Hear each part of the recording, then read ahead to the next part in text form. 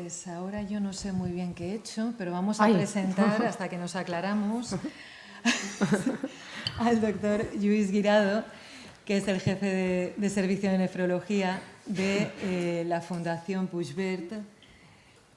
Y bueno, pues es un placer tenerlo aquí, es ya amigo, compañeros ya de todo, y estamos encantados de que nos acompañe y de que nos ayude a entender mejor este tema. Muchas gracias. Y un referente en trasplante renal. Pues muchas gracias a la Sociedad Valenciana de Nefrología por invitarme otra vez a estar con vosotros. Yo voy a enseñaros un poquito nuestra experiencia en el aspecto más clínico de los anticuerpos monoclonales protectores. La pandemia por coronavirus sabéis que empieza en diciembre de 2019 y todos hemos oído un poco que se decía al principio que era como una gripe, luego que era como una gripe más fuerte y llega un momento en que era una enfermedad que era mortal, ¿no? Y mataba a mucha gente. Intentamos ver qué factores de riesgo había de mortalidad y estaban los factores clásicos que definen la mortalidad en la mayoría de las enfermedades y añadíamos la enfermedad renal crónica como un factor de riesgo de mortalidad. Enfermedad renal crónica puede ser pacientes con insuficiencia renal, un filtrado bajo, puede ser trasplantados, puede ser pacientes en diálisis. La ERA hizo este estudio para ver si realmente había más mortalidad en población trasplantada renal y en población en hemodiálisis comparado con la población general. Sabéis que en ese momento en la población general se definía una mortalidad entre el 3 y el 5% aproximadamente y se vio que la mortalidad en la población trasplantada renal que desarrollaba la infección enfermedad era alrededor del 21% y en hemodiálisis era del 25%. Me gustaría también llamar un poco la atención sobre que son las dos columnas que tenéis a la derecha, del azul y del rojo. Los pacientes que ingresaban en cuidados intensivos morían aproximadamente en la mitad. Y fijaos también que en hemodiálisis ingresaba menos gente en cuidados intensivos, posiblemente porque era un momento que estaban las unidades de cuidados intensivos desbordadas y la gente mayor, que era lo que estaba en hemodiálisis, pues no llegaba a poder ingresar en esta unidad de cuidados intensivos. Respecto a qué se hizo inicialmente en la población trasplantada renal, pues a la izquierda tendríamos lo que son los tratamientos inmunosupresores. La mayoría de los centros suspendían el micofenolato. También se suspendían los inhibidores de la mTOR, que ahora hemos visto que quizá era una conducta que no era tan buena para los pacientes. Se reducían las dosis de tacrolimus y también se llegaban a suspender las dosis de tacrolimus en pacientes graves. Respecto a fármacos que se daban concomitantemente, pues todos nos acordamos de la hidroxicloroquina, que se dio mucho, la citromicina, etcétera, etcétera, ¿no? Actualmente ha cambiado mucho el manejo de la enfermedad por coronavirus en los trasplantados renales. También intentamos mirar si había una inmunidad adaptativa después de la infección y lo miramos también en distintos grupos en población, frente a la proteína S y la proteína N, y lo miramos en trasplante de órgano sólido y lo miramos también en la población inmunocompetente. Y vimos que la respuesta en la población trasplantada renal era inferior que en la población inmunocompetente y que incluso cuando la infección era leve en el trasplantado podía ser que no hubiera ningún tipo de respuesta. Cuando la infección era severa respondía bien tanto el trasplantado como el inmunocompetente. Llegaron las vacunas en el 2021-22, lo ha explicado muy bien el doctor Navarro, y en nuestra población con insuficiencia renal tenemos los trasplantados en las tres columnas de la izquierda. Vimos que después de las dos primeras dosis había un cierto grado de inmunidad, aproximadamente sobre el 60%, y que si no dábamos la tercera dosis pronto empezaba a bajar esta inmunidad. Mientras que en la población en hemodiálisis, diálisis peritoneal y con insuficiencia renal, esta respuesta era mucho mayor, llegaba al 90 y tantos %. Y también lo ha explicado el doctor Navarro, después de una tercera dosis, pues quedaba aproximadamente un 20% de trasplantados renales que no iban a responder correctamente a las vacunas. En nuestra experiencia, cuando pasábamos de tercera a cuarta dosis, se podía ganar un 2-3%, pero no tanto como se había ganado entre la segunda y la tercera vacunación. Para este 20% de la población trasplantada renal que no ha desarrollado una buena respuesta humoral, pues está la posibilidad de darles anticuerpos monoclonales protectores, ¿no? En este caso, es el que os presento aquí, es la combinación Tixaciga, comercialmente Buchel. Es una combinación de dos anticuerpos monoclonales que se fijan a epítopos distintos de la proteína S del coronavirus e impiden que se fije al receptor de la angiotensina 2 y se interiorice el virus. La combinación de los dos monoclonales pues, se ha hecho pues, para tener una sinergia, para tener una mayor capacidad de evitar que haya mutaciones que se escapen a la acción de los dos monoclonales, y también se ha creado una modificación del fragmento constante de la inmunoglobulina para que tenga una vida media más larga y se presume que podría llegar al menos a 6 meses. ¿Ha sido eficaz? Pues bien, Evusheld se ha probado en distintas poblaciones de trasplantados renales. Se ha probado en profilaxis, tanto en trasplante renal como en otras poblaciones de riesgo, que es el estudio PROVEN, que ahora os haré una breve mención. Se ha probado también en estudios post-exposición inmediata, también en tratamiento de enfermedad leve ambulatoria y en tratamiento de enfermedad grave hospitalizada. Sabéis que desde el día 2 de noviembre Evusheld se puede dar ya como tratamiento de enfermedad en paciente trasplantado renal y que la dosis es el doble de la que damos. En vez de 150-150 sería 300 y 300. El estudio PROVEN. Pues el estudio PROVEN fue para demostrar si realmente Evusheld daba un cierto grado de protección en poblaciones de riesgo. Y se dio a poblaciones que no iban a poder ser vacunadas de coronavirus o bien que iban a tener un alto riesgo de desarrollo de una infección grave por exposición a dicho virus. Es un estudio que abarcó 5.000 y pico pacientes, 2/3 se randomizaron a la combinación de Evusheld, de los dos monoclonales, y 1/3 a placebo. Las poblaciones de riesgo fueron varias, no era exclusivamente población trasplantada, sino que había otras de población con riesgo cardiovascular, obesos, enfermedad hepática crónica, pulmonar crónica, etc. Y aquí vemos en la gráfica lo que demostró el estudio PROVEN, ¿no? Y es que la población que había sido tratada profilácticamente preexposición con Evusheld, que es la que tenéis en rojo abajo, pues iba a desarrollar menos infecciones sintomáticas que la población que había sido tratada con placebo. Vimos también que el pico del fármaco en sangre de los dos monoclonales se alcanzaba más o menos al mes y que iba a ir bajando bastante a los 6 meses. Por tanto, esto ya nos daba la idea de que seguramente hay que hacer un recordatorio aproximadamente a los 6 meses de la primera administración. Y en cuanto al estar libre de enfermedad, pues se vio que a los 6 meses había una reducción de un 83% de riesgo de enfermedad sintomática en los pacientes que habían sido tratados profilácticamente con Evusheld comparado con el grupo placebo. ¿Qué hemos hecho nosotros? La foto que os enseño ahora es exclusivamente la de nuestro centro, la Fundación Puigvert en Barcelona, y es una foto de julio de este año, ¿no? Nosotros en ese momento habíamos dado las 4 dosis de vacunación a todos nuestros trasplantados renales que se habían dejado.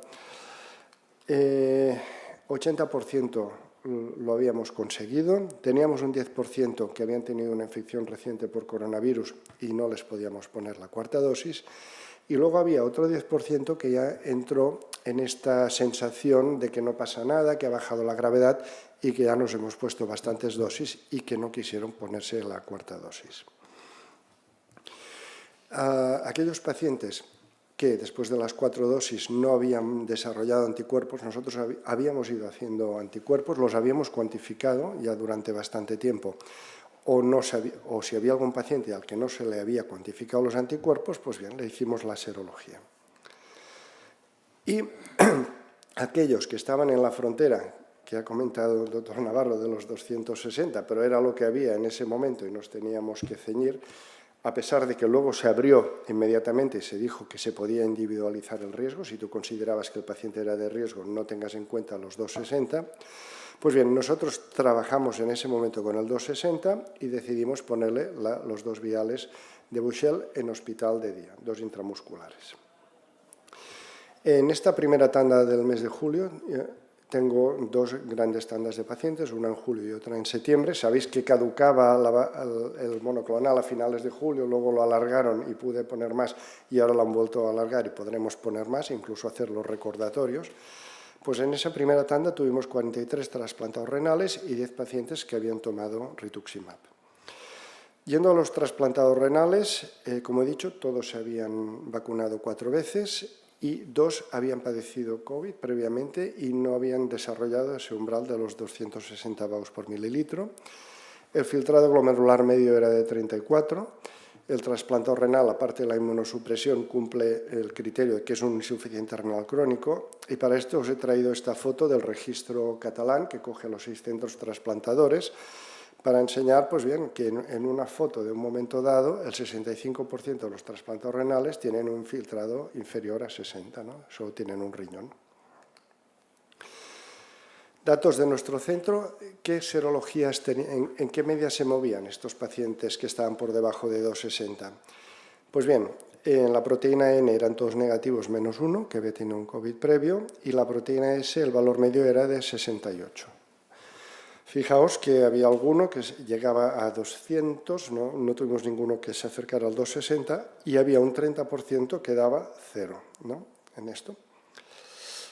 Pues bien, los llevamos a los pacientes al hospital de día, les pusimos el Evusheld intramuscular en glúteo, aquellos que estaban con tratamiento con Sintrom o otros anticoagulantes se lo pusimos en deltoides.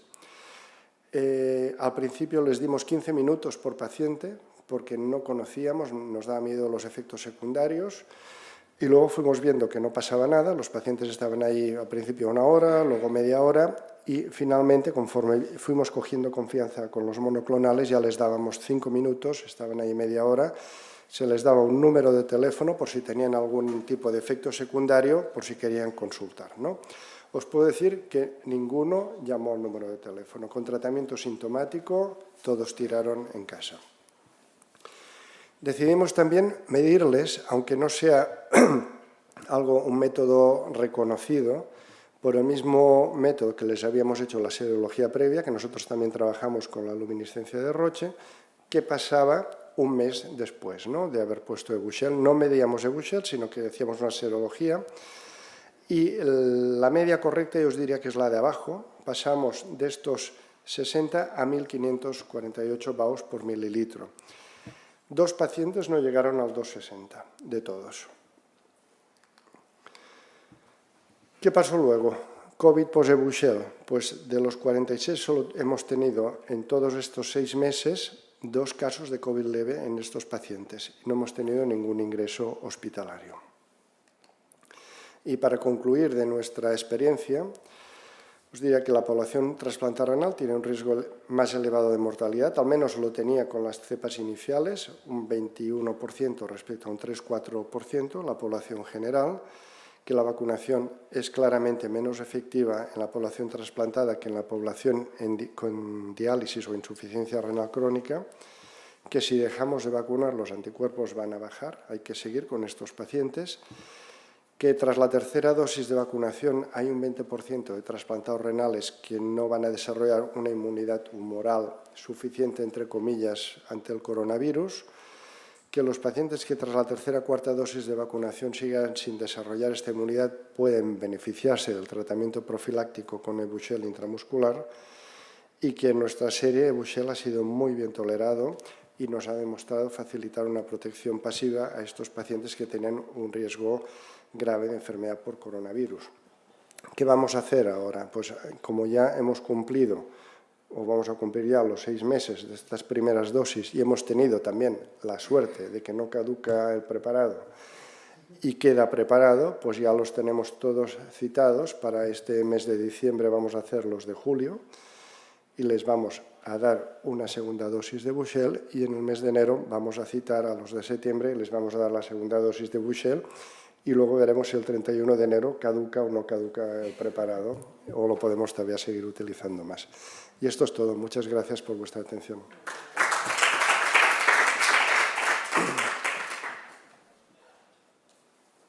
¿Alguna pregunta?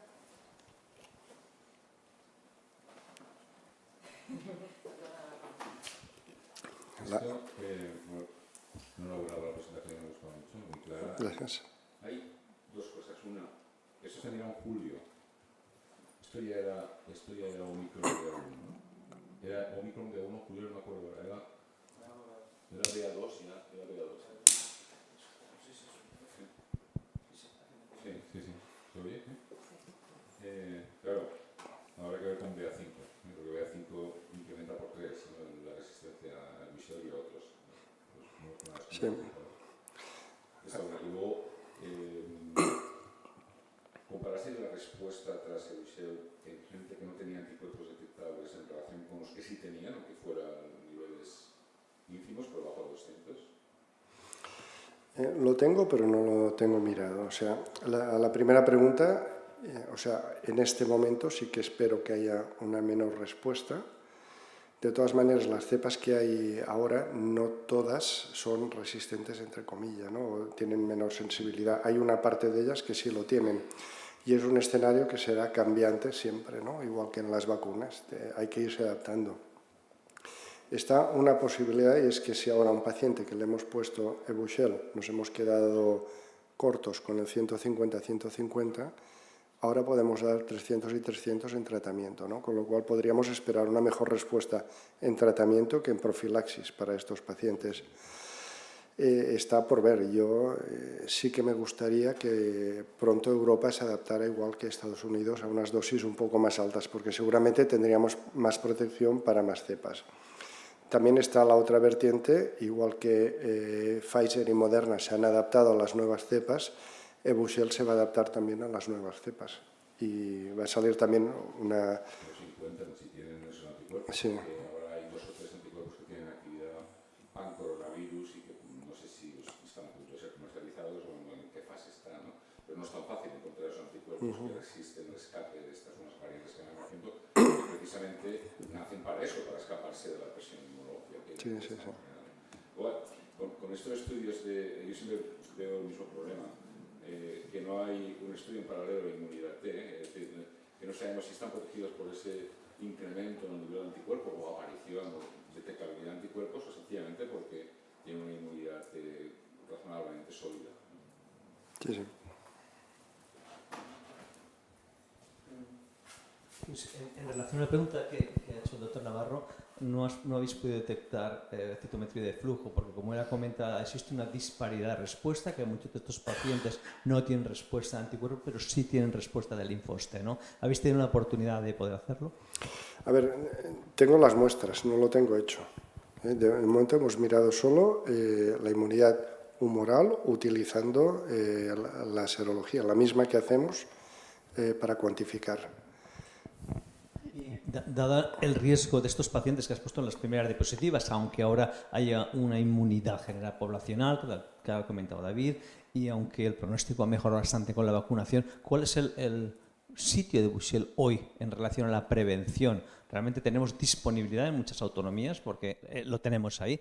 ¿Qué recomendarías tú a los nefrólogos hoy en día? A ver, si no queremos trabajar con el límite de los 260, decimos hay que individualizar más, hay subgrupos de pacientes que yo pienso que sí que habría que darles Evusheld, ¿no? Especialmente trasplantados recientes, trasplantados que han recibido timoglobulina, que les has hecho tratamiento del rechazo agudo, primer año post-trasplante, etcétera, etcétera. Y los que hayas tratado con rituximab, sin ninguna duda, ¿no? O sea, estos sin medir los 260. Luego, está bien hecho o mal hecho, ¿no? Darle Evusheld a alguien que tiene 150.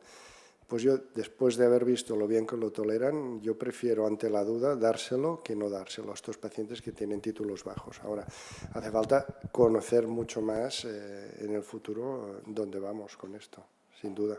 Yo quiero insistir, a mí me parece que eso es extremadamente relevante, eso que acabas de decir, porque nosotros, por ejemplo, en población en general no, en residencias de ancianos miramos niveles de anticuerpos, no solo medidos por este procedimiento, sino neutralizantes también, poco después de la tercera dosis, y luego lo seguimos durante un tiempo a ver quiénes hacían breakthrough, ¿no? Infection.